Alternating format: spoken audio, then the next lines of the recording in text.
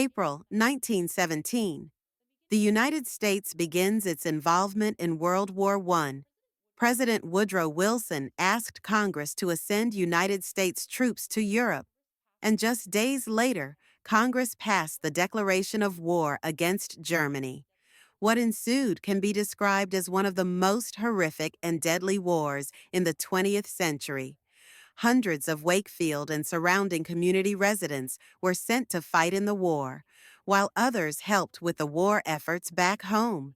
In November of 1918, after months of gruesome battle, the war came to an end.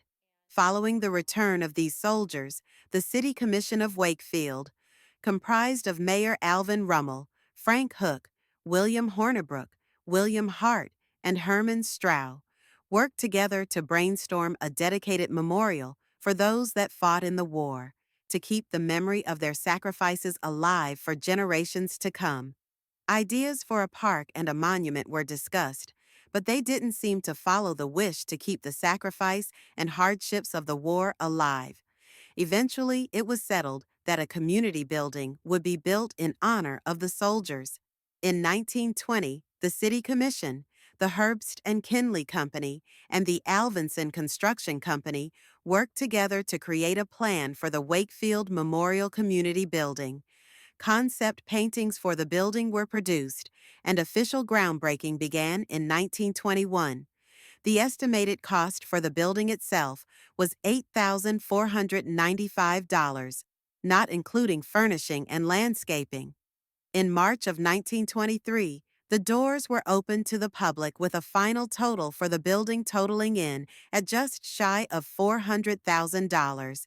The building held a soft opening on April 5, 1923, and officially opened on April 6, 1923. April 5th began with orchestra performances, welcoming addresses by Mayor Rummel, and other speeches and performances, ending with a grand ball in the ballroom.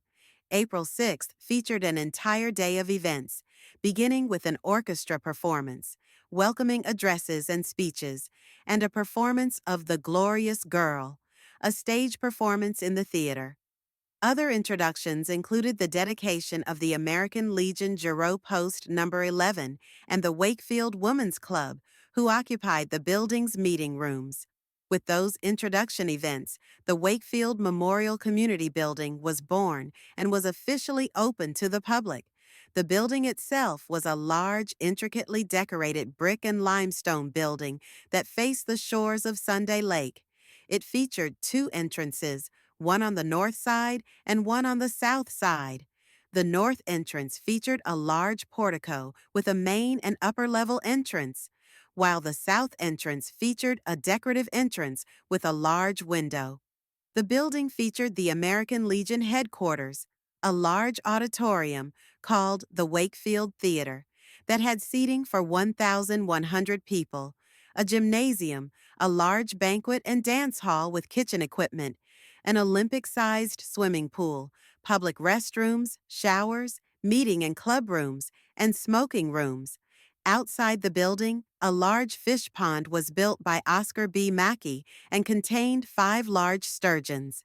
As the years went on, the Wakefield Memorial Community Building became a cornerstone of the community. Graduations, school plays, dances, and countless other community and organization events were held in the building.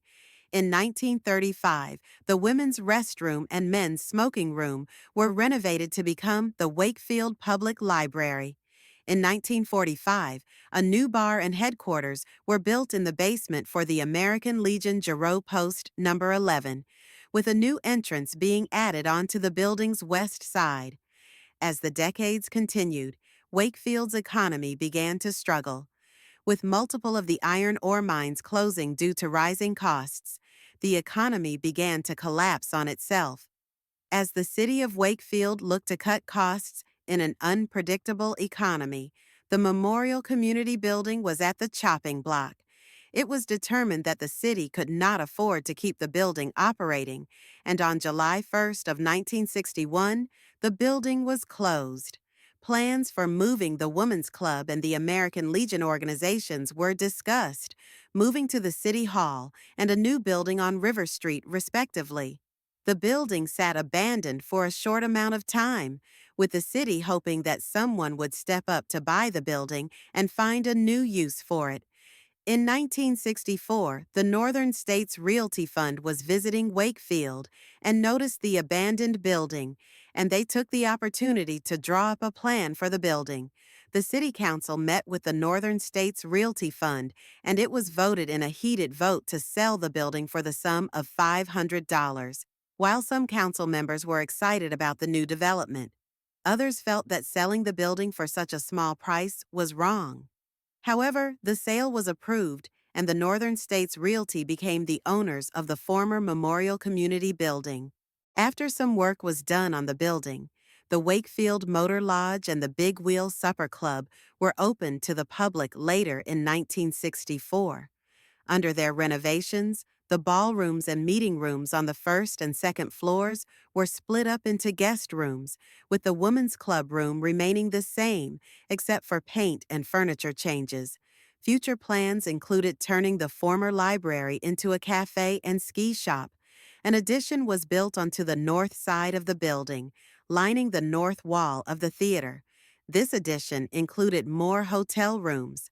By 1970, a new owner of the Motor Lodge came into the picture. The DW Investment Corporation of Milwaukee, Wisconsin, purchased the hotel and restaurant for an undisclosed amount, expected to be in the six-figure range. The hotel's management expressed great interest in restoring the pool and theater, which were reopened with the help of the Wakefield Chamber of Commerce and the Wakefield Board of Education, showing movies occasionally and on weekends. In 1976, Gerald Martia purchased the hotel from the DW Investment Corporation with over $500,000 in debt on the business. The hotel held steady and operated for a few more decades, but its amenities began to fade. By the end of the 1970s, the theater shuttered and remained closed. In 1981, the Big Wheel Supper Club became Robbie's Restaurant and Bar. In 1990, the hotel rooms on the north side of the building became the Sunday Lake Motel, with the rest of the hotel operating normally. In 1990, the mortgage of the building was handed over to the state of Michigan, and the building was put on public tax auction due to the outstanding debt. The highest bidder was Yvonne Bowling of Grass Lake, Michigan, who bought the building for $19,050. Yvonne's ideas were initially to restore the building to its original 1920s glory, but as time went on, the idea was changed to turn the building into a conference center, complete with the restored theater and pool, a revamped bar and restaurant, and flower and gift shops. Unfortunately, these ideas never materialized. A severe ice buildup on the theater's roof prevented drainage, and as a result, the majority of the theater's roof collapsed in. The city continued to check in with Yvonne, but she struggled to find contractors and grants to restore the building and the now high-priority roof collapse in the theater.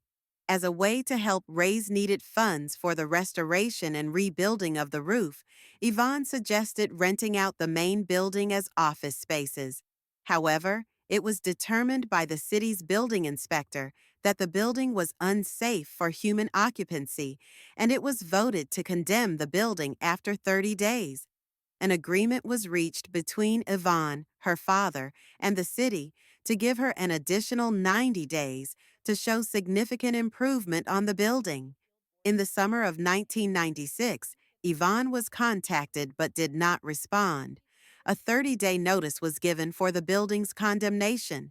Yvonne later stated that the building was in fact structurally sound and should not be condemned, and that she would be willing to sell the building for around $100,000 with the land and the value of the stained glass windows in the dilapidated theater.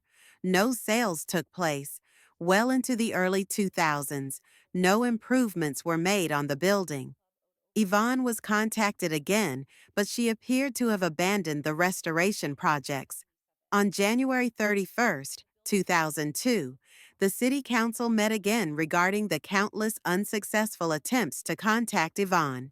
It was agreed that she would be given 60 more days to show any signs of improvement to the building, most importantly, the destroyed theater, the roof problem, and countless broken windows on the building's west side.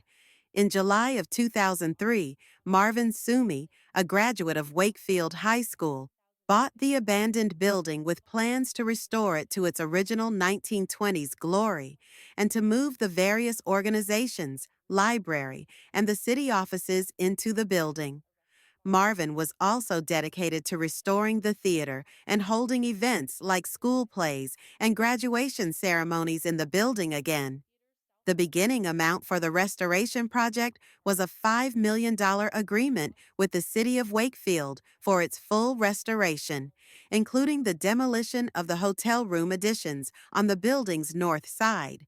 The first restoration project was the fountain on the west side of the building, which was restored for the official unveiling of the project on July 1st, 2004. The Veterans Memorial Building has sat vacant for nearly 20 years until now. TV6's Bill Paulson has more. It has been a hope and a dream of mine for as long as I can remember to restore this building to the purpose and the intent of our forefathers who built this back in 1920. 80 years plus since it's been built, but now this is a new beginning. My plan is that the city offices will move back here, that once again the library will move back here, that we will have graduation at the theater, we will have school plays at the theater, and we will have a swimming pool for this community. As the project went on under Marvin's supervision, the problems with the building and its total cost continued to skyrocket. Marvin continued to contract companies to restore the building, but soon after it was determined that the original building was too far gone and would be a total loss. Plans for the building were up in the air, but eventually it was settled after months of negotiation that the original building would be demolished and that a new building would be built in its place. This new building would be smaller, more efficient, and a more modern building. Its features included 3 parts: a central sunshine lamp room called the Great Hall, made entirely out of glass with a decorative fireplace running up its center. A theater and a building for offices and other rooms would branch off of the Great Hall. This new building would be paid for by Marvin and donated to the city of Wakefield. Efforts to preserve the building continued, with various state historic programs and organizations wanting the building to be saved. Eventually, a conclusion was reached that the building would be demolished in the summer of 2010. Countless stained glass windows from the theater, each depicting various decorations and scenes of soldiers and nurses from World War I, were safely removed from the building to be repurposed in the new building. Shortly after, in the summer of 2010, the building was demolished. Marvin worked with Forward Wakefield on the foundations of constructing this new building. However, as time went on, problems continued to arise with the land before beginning groundbreaking. Utility connections seemed to be the biggest problem paired with things going on in Marvin's personal life. Marvin pulled out of the project. Following Marvin's exit from the project, the ownership of the land fell to the Forward Wakefield Group. Effort to find a new person to pick up the project went on for some time, but no takers were found. The group held onto the land for a number of years, hoping someone would buy it and use it for the community. The land was sold in the early 2000s and 20s, with plans for a motel, townhouses, or even a shopping center sometime in the future. Currently, the land sits empty and is awaiting the creation of something new. The Wakefield Memorial Community Building, in its peak, was a pillar of our town. It was the center of events, recreational activities, and having a versatile building for the community to use. Although this historic building is demolished today, We honor it in this room so that the memory of those who served in World War I can be preserved, as well as the memories of the former Memorial Community Building in the town. Although the fate of the land is unknown today, we can only hope that the new developers will do something beneficial with the land and will create something that helps the community.